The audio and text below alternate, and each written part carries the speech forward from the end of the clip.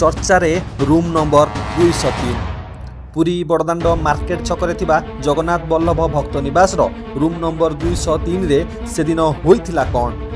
पुरी आसी एही रूम रे रहिथिबा बेले ज्योति मालहोत्रा रचिथिले कि षडयंत्र।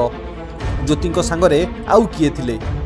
पाकिस्तान गुप्तचर भावे काम करुथुबा ज्योति मालहोत्रांको गिरफ परे पिटी चलीची गोटे परे गोटे गुमर। से दिन थिला सेप्टेम्बर 21 2024 मध्याह्न पुरी आसी पहुंचती ज्योति मालहोत्रा सांगरे जड़े वयस्का महिला ना तांकर चंद्रकांते। पुरी रे पहुंचवा पूर्व यात्राधाम.org रे हुए रूम बुकिंग आईडी 1010401559 जरिया बुकिंग होइतिबा धर्मशालार रूम नंबर 203 रे करंती रात्रि जापन। 21 सेप्टेम्बर रु 23 सेप्टेम्बर रूम बुकिंग थिले मध्य 22 सेप्टेम्बर संध्यारे ट्रेन थिबा कही छाड़ती रूम।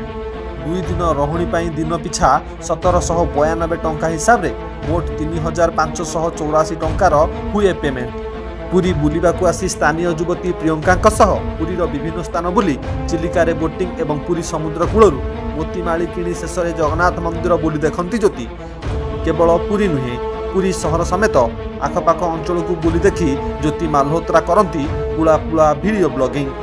तेबे एठी प्रश्न उठुची ज्योति मालहोत्रा पुरी ट्रिप कौन पाई कौन योजना करुथिले ज्योति 2 दिन बुकिंग करी काहेकि तरबरिया भावे छाड़िले पुरी सहर समेत जगन्नाथ मंदिर एवं अन्य अंचल बुली केउ तथ्य चोरी करिसंती ज्योति प्रियंका केउ केउ अंचल बुली कौन संधान करुथिले ज्योति मालहोत्रा को नहीं एबे प्रश्नर लंबा लाइन लागितिबा बेले एहार खोलताड़ करुछि पुलिस।